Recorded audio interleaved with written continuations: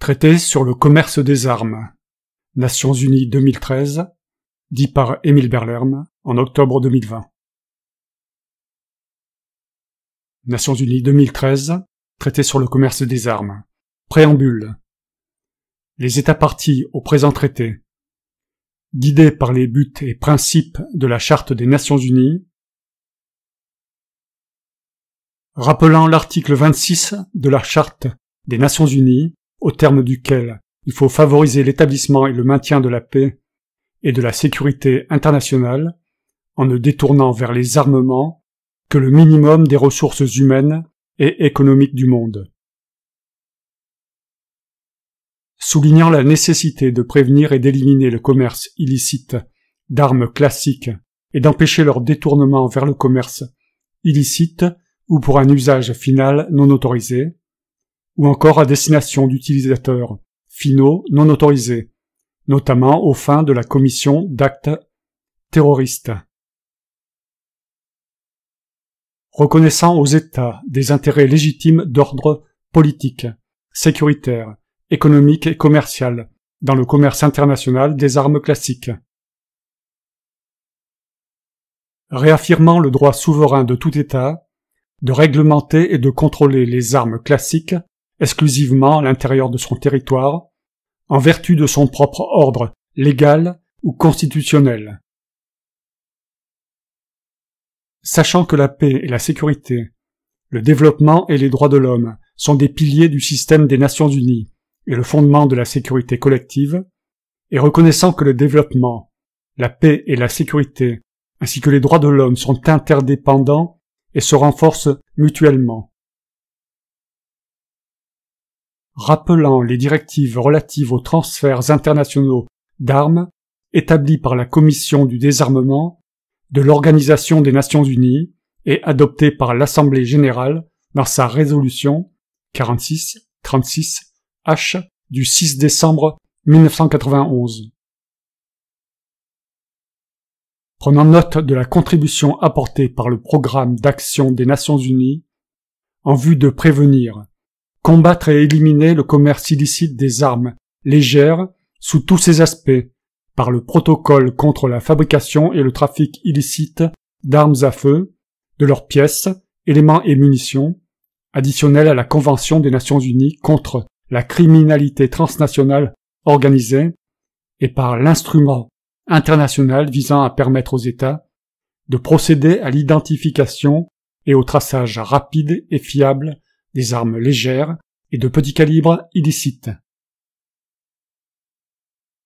Reconnaissant les conséquences sécuritaires, sociales, économiques et humanitaires du commerce illicite et du commerce non réglementé d'armes classiques. Sachant que la grande majorité des personnes touchées par les conflits armés et la violence armée sont des civils, et en particulier les femmes et les enfants. Reconnaissant aussi les difficultés que rencontrent les victimes de conflits armés, dont il est nécessaire d'assurer la prise en charge, la réadaptation et la réinsertion sociale et économique. Soulignant qu'aucune disposition du présent traité n'interdit à un État de maintenir ou de prendre des mesures effectives supplémentaires pour concourir à la réalisation de l'objet et du but du présent traité. Conscient que le commerce, la possession et l'usage de certaines armes classiques, notamment aux fins d'activités de loisirs, d'ordre culturel, historique ou sportif, sont licites ou légaux, dès lors que ce commerce, cette possession et cet usage sont autorisés ou protégés par la loi. Conscient également du rôle que les organisations régionales peuvent jouer s'agissant d'aider les États parties, s'ils en font la demande, à mettre en œuvre le présent traité. Reconnaissant que la société civile, notamment les organisations non gouvernementales et le secteur industriel, peuvent contribuer activement, de leur propre initiative, à faire connaître l'objet et le but du présent traité et concourir à leur réalisation. Considérant que la réglementation du commerce international des armes classiques et la prévention de leur détournement ne devraient pas faire obstacle à la coopération internationale et au commerce licite de matériel, d'équipements et de technologies à des fins pacifiques. Soulignant qu'il est souhaitable de parvenir à l'adhésion universelle au présent traité. Résolu à agir conformément aux principes suivants. Principe. Le droit naturel de légitime défense, individuelle ou collective, reconnu à tous les États à l'article 51 de la Charte des Nations Unies. Le règlement des différends internationaux par des moyens pacifiques, de manière à ne pas mettre en danger la paix et la sécurité internationale, ainsi que la justice, conformément à l'article 2.3 de la Charte des Nations Unies. L'abstention dans leurs relations internationales du recours à la menace ou à l'emploi de la force, soit contre l'intégrité territoriale ou l'indépendance politique de tout État, soit de toute autre manière incompatible avec les buts des Nations Unies, conformément à l'article 2.4 de la Charte des Nations Unies. La non-intervention dans des affaires relevant essentiellement de la compétence nationale de tout État, conformément à l'article 2.7 de la Charte des Nations Unies. L'obligation de respecter et faire respecter le droit international humanitaire, conformément, entre autres, aux conventions de Genève de 1949, et de respecter et faire respecter les droits de l'homme, conformément, entre autres, à la Charte des Nations Unies et à la Déclaration universelle des droits de l'homme. La responsabilité de chaque État de réglementer, dans le respect de ses obligations internationales, le commerce international d'armes classiques et d'en prévenir le détournement et, au premier chef, celle d'instituer et d'appliquer un régime de contrôle national. Le respect de l'intérêt légitime, reconnu à tout État d'acquérir des armes classiques pour exercer son droit de légitime défense et contribuer à des opérations de maintien de la paix et de produire, exporter, importer et transférer des armes classiques. La nécessité d'appliquer le présent traité de manière cohérente, objective et non discriminatoire. Sont convenus de ce qui suit. Article 1er. Objet et but. Le présent traité a pour objet ce qui suit. Instituer les normes communes les plus strictes possibles aux fins de réglementer ou d'améliorer la réglementation du commerce international d'armes classiques. Prévenir et éliminer le commerce illicite d'armes classiques et empêcher le détournement de ces armes. Afin de contribuer à la paix, la sécurité et la stabilité internationale et régionale. Réduire la souffrance humaine. Promouvoir la coopération, la transparence et l'action responsable des États parties dans le commerce international des armes classiques et bâtir ainsi la confiance entre ces États. Article 2. Champ d'application. 1. Le présent traité s'applique à toutes les armes classiques relevant des catégories suivantes. A. Chars de combat. B. Véhicules blindés de combat. C. Système d'artillerie de gros calibre. D. Avions de combat. E. Hélicoptères de combat. F. Navires de guerre. G. Missiles et lanceurs de missiles. H. Armes légères et armes de petit calibre. 2. Aux fins du présent traité, les activités de commerce international englobent l'exportation, l'importation, le transit, le transbordement et le courtage, ci-après dénommé transfert. 3. Le présent traité ne s'applique pas au transport international par tout État partie ou pour son compte d'armes classiques destinées à son usage, pour autant que ces armes restent sa propriété. Article 3. Munitions. Chaque État partie institue et tient à jour un régime de contrôle national pour réglementer l'exportation des munitions tirées, lancées ou délivrées au moyen des armes classiques visées par l'article 2.1 du présent traité et applique les dispositions des articles 6 et 7 avant d'autoriser l'exportation de ces munitions. Article 4. Pièces et composants. Chaque État partie institue et tient à jour un régime de contrôle national pour réglementer l'exportation des pièces et des composants, lorsque l'exportation se fait sous une forme rendant possible l'assemblage des armes classiques visées par l'article 2.1 et applique les dispositions des articles 6 et 7 avant d'autoriser l'exportation de ces pièces et composants. Article 5. Mise en œuvre générale. 1. Chaque État partie applique de façon cohérente, objective et non discriminatoire, les dispositions du présent traité compte tenu des principes qui y sont énoncés. 2. Chaque État partie institue et tient à jour un régime de contrôle national, notamment une liste de contrôle national, afin de mettre en œuvre les dispositions du présent traité. 3. Chaque État partie est encouragé à appliquer les dispositions du présent traité à une gamme aussi large que possible d'armes classiques. Aucune définition nationale de l'une quelconque des catégories visées à l'article 2.1a AG ne renverra à des descriptions d'une portée plus limitée que celles utilisées pour le registre des armes classiques de l'Organisation des Nations Unies lors de l'entrée en vigueur du présent traité. Pour ce qui est de la catégorie visée par l'article 2.1h, les définitions nationales ne renverront pas à des descriptions d'une portée plus limitée que celles utilisées pour les instruments pertinents de l'Organisation des Nations Unies lors de l'entrée en vigueur du présent traité. 4. Chaque État partie communique, en vertu de son droit interne, sa liste de contrôle national au secrétariat qui la porte à la connaissance des autres États parties. Les États parties sont encouragés à rendre publique leur liste de contrôle. 5. Chaque État partie prend toutes les mesures nécessaires pour mettre en œuvre les dispositions du présent traité et désigne les autorités nationales compétentes afin de disposer d'un régime de contrôle national efficace et transparent, ayant pour vocation de réglementer les transferts d'armes classiques visés par l'article 2.1 ou de tout autre bien visé par les articles 3 et 4. 6. Chaque État partie désigne un ou plusieurs points de contact nationaux chargés de l'échange d'informations relatives à la mise en œuvre du présent traité.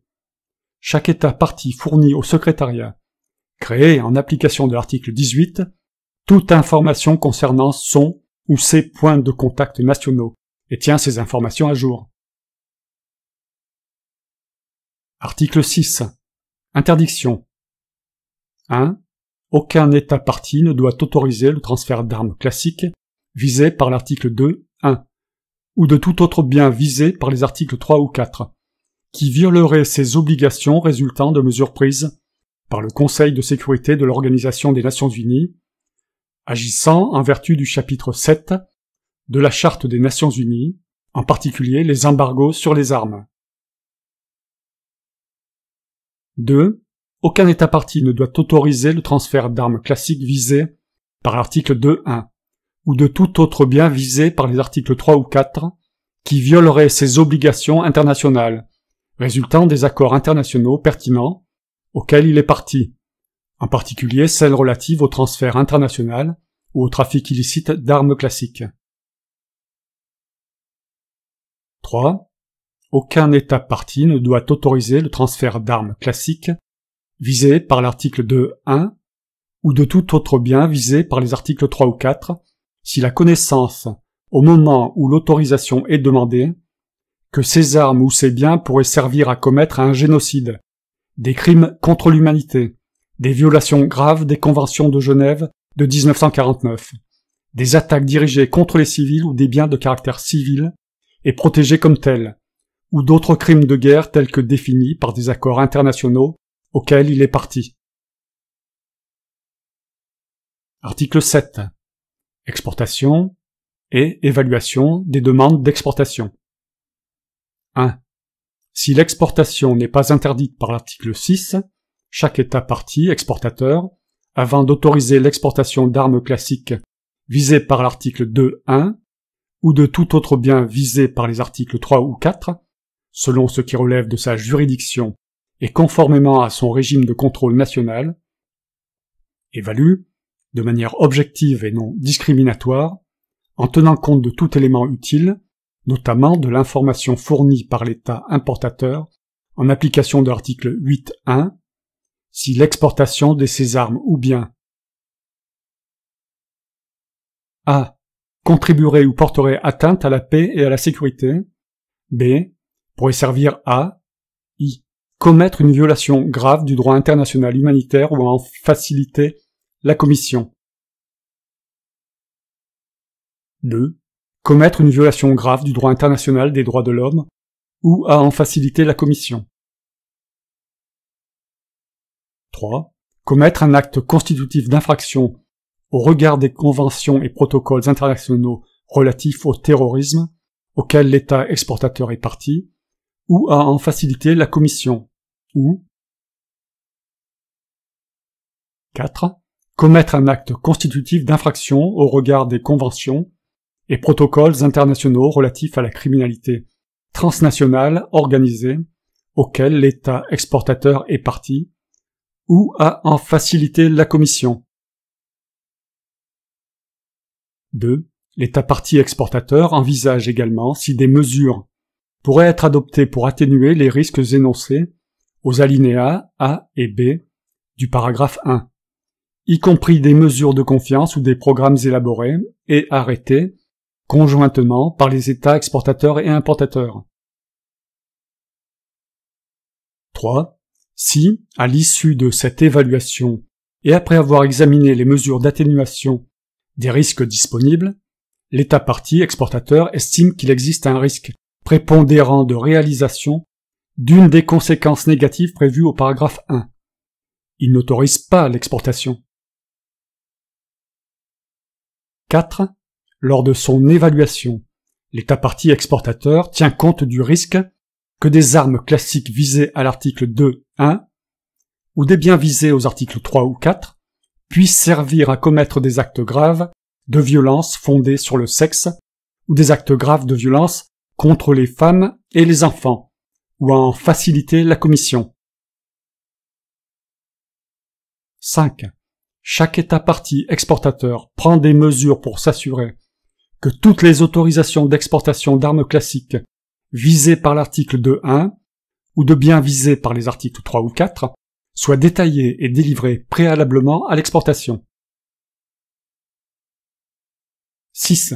Chaque État partie exportateur communique les informations appropriées concernant l'autorisation en question aux États parties importateurs et aux États parties de transit ou de transbordement qui en font la demande, dans le respect de son droit interne, de ses pratiques ou de ses politiques. 7. Si après avoir accordé l'autorisation, un État partie exportateur obtient de nouvelles informations pertinentes, il est encouragé à réexaminer son autorisation, après avoir consulté au besoin l'État importateur. Article 8. Importation. 1. Chaque État partie importateur prend des mesures pour veiller à ce que les informations utiles et pertinentes soient fournies conformément à sa législation nationale, à l'État partie exportateur, à sa demande, pour l'aider à procéder à son évaluation nationale de l'exportation, conformément à l'article 7. Ces mesures peuvent comprendre la communication des certificats d'utilisateur final ou d'utilisation finale. 2. Chaque État partie importateur prend des mesures afin de réglementer, lorsque cela est nécessaire, les importations d'armes classiques visées par l'article 2.1 sous sa juridiction. De telles mesures peuvent inclure des régimes d'importation. 3. Chaque État partie importateur peut, s'il est le pays de destination finale, demander des informations à l'État partie exportateur concernant toute demande d'autorisation accordée ou en instance. Article 9. Transit ou transbordement. Chaque État partie prend les mesures nécessaires pour réglementer, lorsque cela est nécessaire et possible, le transit ou le transbordement sous sa juridiction et sur son territoire des armes classiques visées par l'article 2.1, conformément au droit international applicable. Article 10. Courtage. Chaque État partie prend, en vertu de sa législation, les mesures nécessaires pour réglementer les activités de courtage des armes classiques visées par l'article 2.1 relevant de sa juridiction. Ces mesures peuvent notamment consister à exiger des courtiers leur enregistrement ou l'obtention d'une autorisation écrite avant l'exercice d'activités de courtage. Article 11. Détournement. 1. Chaque État partie qui participe au transfert d'armes classiques visées à l'article 2.1 prend des mesures pour prévenir leur détournement. 2. En cas de transfert d'armes classiques visées à l'article 2.1, l'État partie exportateur s'emploie à prévenir le détournement desdites armes au moyen du régime de contrôle national qu'il aura institué en application de l'article 5.2, en évaluant le risque de détournement des armes exportées et en envisageant l'adoption de mesures d'atténuation des risques, telles que des mesures de confiance ou des programmes élaborés et arrêtés d'un commun accord par les États exportateurs et importateurs. Au besoin, d'autres mesures de prévention, comme l'examen des parties participant à l'exportation, la demande de documents, certificats ou assurances supplémentaires, l'interdiction de l'exportation ou d'autres mesures appropriées, pourront être adoptées. 3. Les États parties d'importation, de transit, de transbordement et d'exportation coopèrent et échangent des informations, dans le respect de leurs droits internes, si nécessaire et possible, afin de réduire le risque de détournement, lors du transfert d'armes classiques visées à l'article 2.1. 4. L'État partie qui détecte un détournement d'armes classiques visées à l'article 2.1, au moment de leur transfert, prend les mesures qui s'imposent, dans la mesure où son droit interne le lui permet, et dans le respect du droit international, pour mettre fin à ce détournement. Ces mesures peuvent consister à alerter les États parties potentiellement touchés, à inspecter les cargaisons d'armes classiques visées à l'article 2.1, qui ont été détournées, et à prendre des mesures de suivi par l'ouverture d'une enquête et la répression de l'infraction. 5. Afin d'améliorer la compréhension et la prévention du détournement d'armes classiques visées à l'article 2.1, au moment de leur transfert, les États parties sont encouragés à s'échanger les informations pertinentes sur les moyens de lutter efficacement contre les détournements. Ces informations peuvent porter sur les activités illicites, comme la corruption, les circuits de trafic internationaux, le courtage illicite, les sources d'approvisionnement illicites, les méthodes de dissimulation et les lieux d'expédition habituels, ou les destinations utilisées par les groupes organisés se livrant au détournement. 6. Les États parties sont encouragés à communiquer aux autres États parties, par l'intermédiaire du secrétariat, les mesures qu'ils ont prises pour lutter contre le détournement d'armes classiques visées à l'article 2.1. Article 12. Conservation des données. 1. Chaque État partie tient, conformément à sa législation et sa réglementation nationale, des registres nationaux, des autorisations d'exportation ou des exportations effectives d'armes classiques visées à l'article 2.1. 2.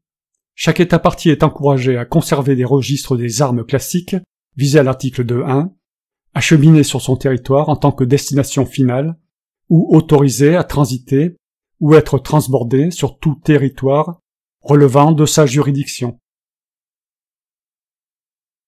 3. Chaque État partie est encouragé à consigner dans ses registres la quantité, la valeur, le modèle ou le type, les transferts internationaux autorisés d'armes classiques visées par l'article 2.1, les armes classiques effectivement transférées, des informations sur l'État ou les États exportateurs, l'État ou les États importateurs, l'État ou les États de transit ou de transbordement, et les utilisateurs finaux, en tant que de besoin. 4. Les registres sont conservés pendant au moins 10 ans. Article 13. Établissement de rapports. 1.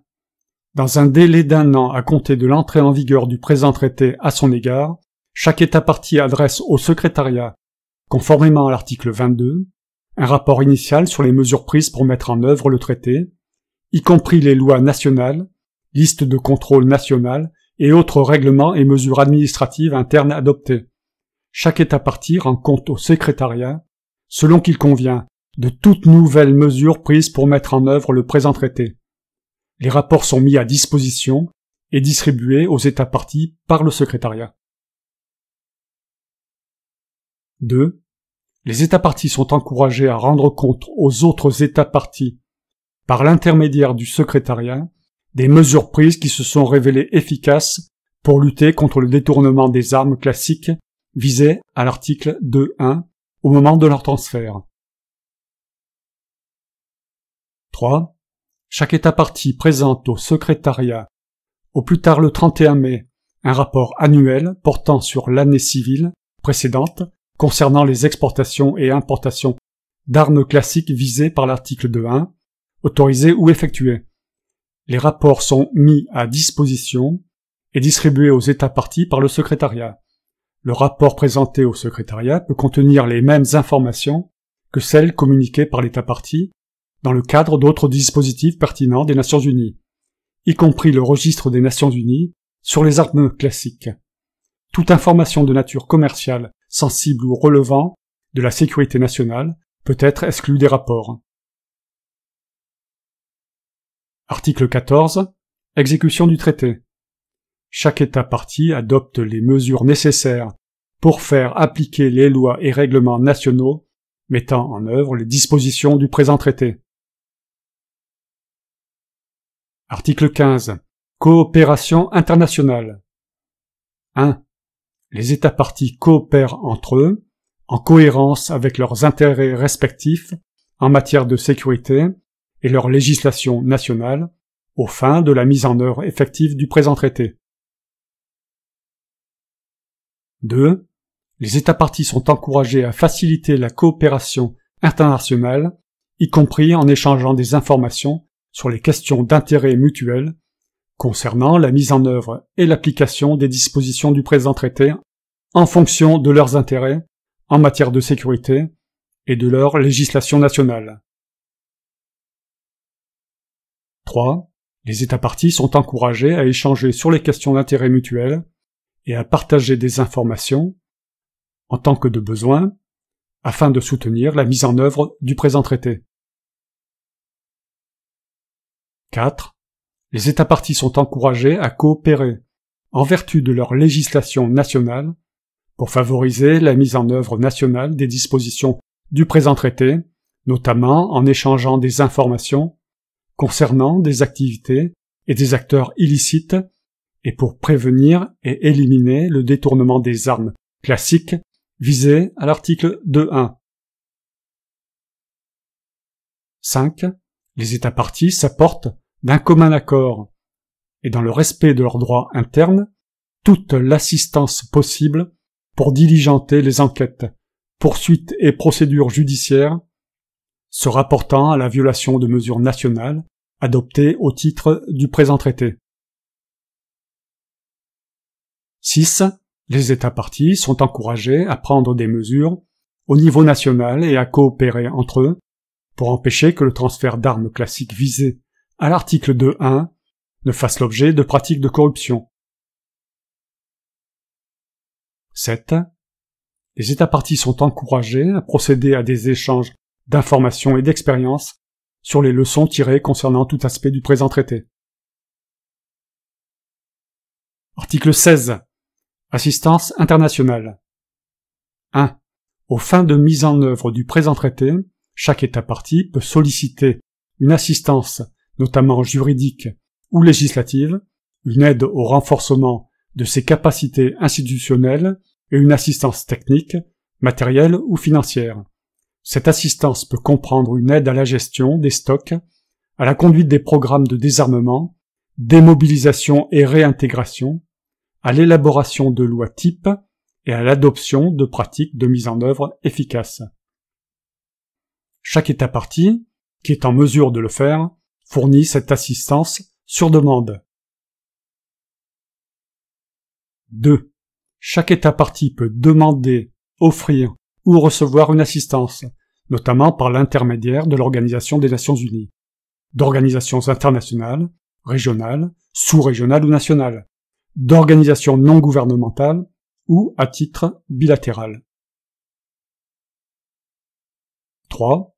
Un fonds d'affectation volontaire est mis en place par les États parties pour aider les États parties qui requièrent une assistance internationale pour la mise en œuvre du présent traité.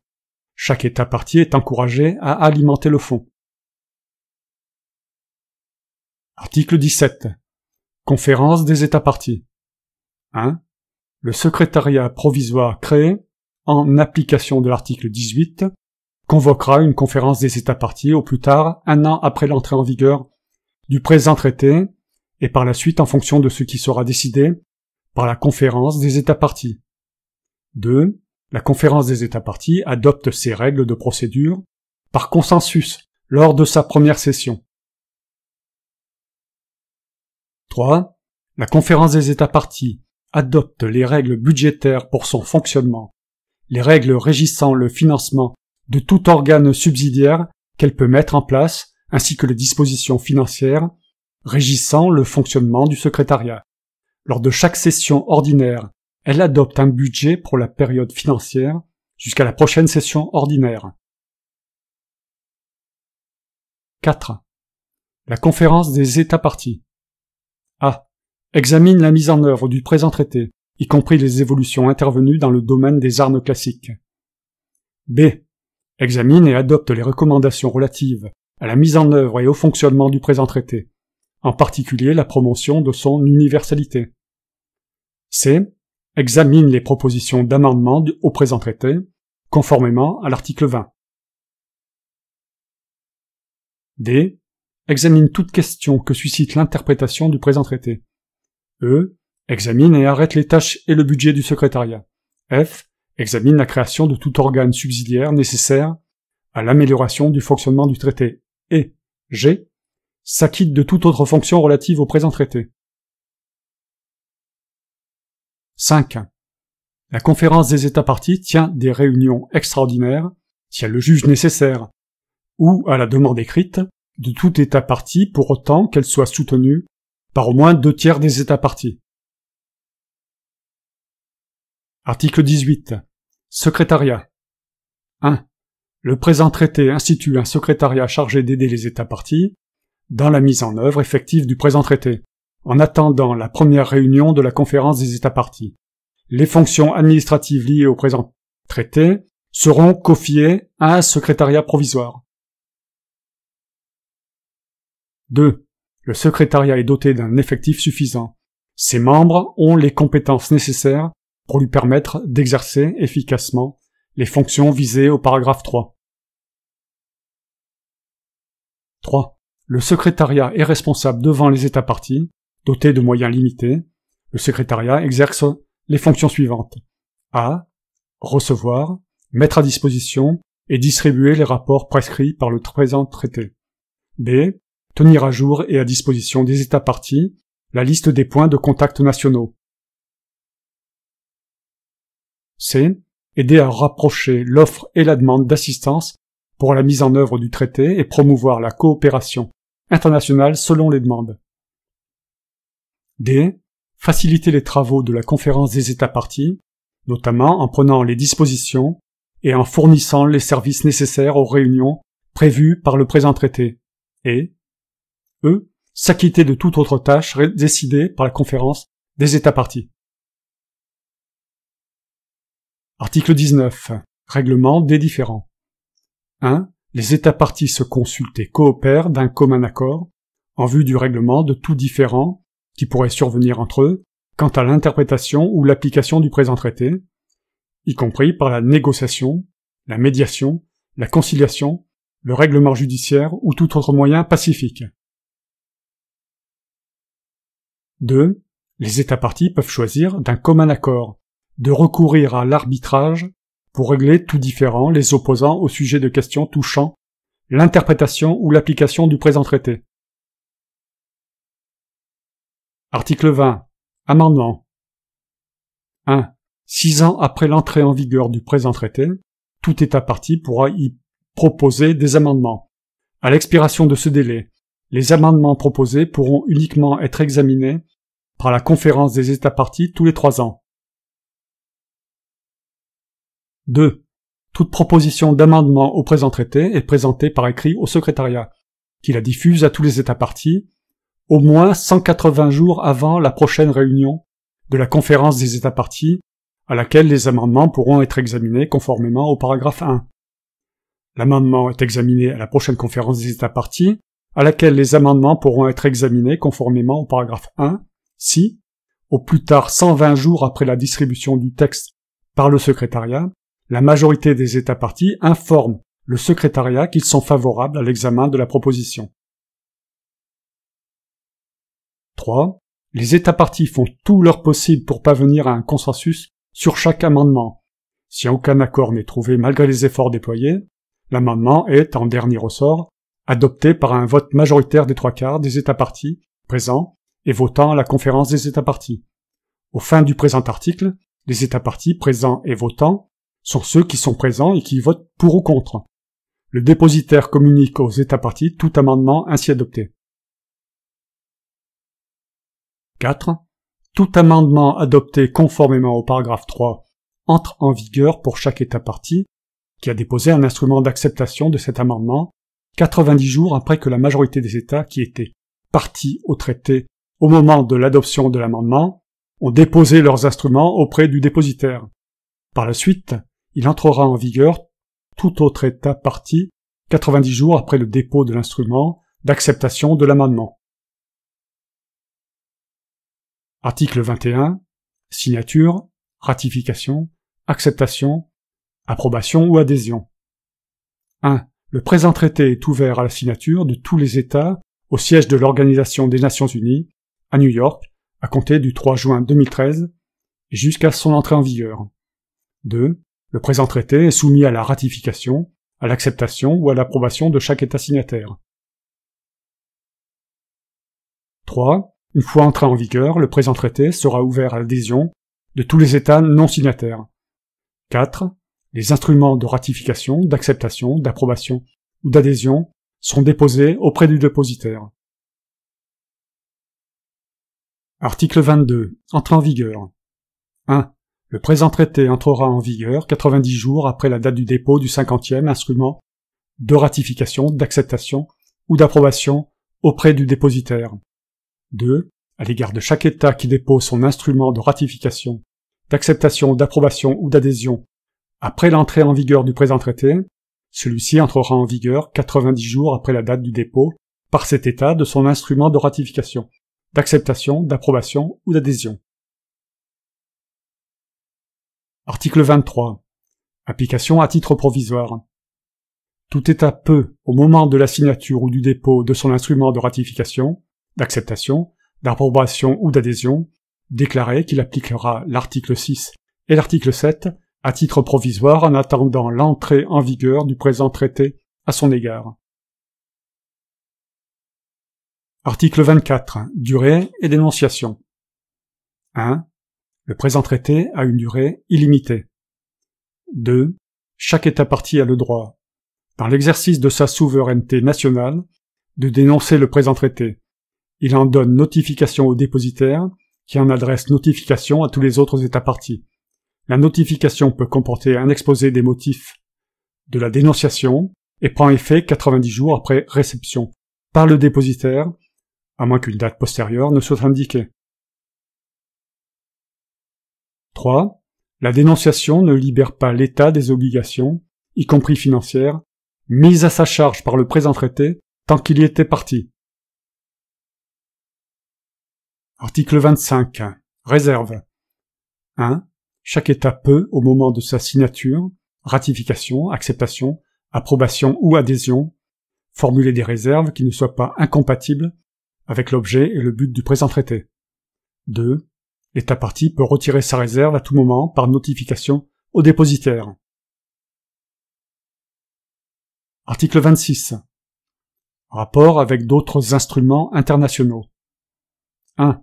L'application du présent traité est sans préjudice des obligations souscrites par les États parties, en vertu d'accords internationaux, actuels ou futurs, auxquels ils sont partis, pour autant que ces obligations soient cohérentes avec le présent traité. 2. Le présent traité ne peut être invoqué pour priver d'effet les accords de coopération en matière de défense conclus entre États parties au présent traité. Article 27. Dépositaire.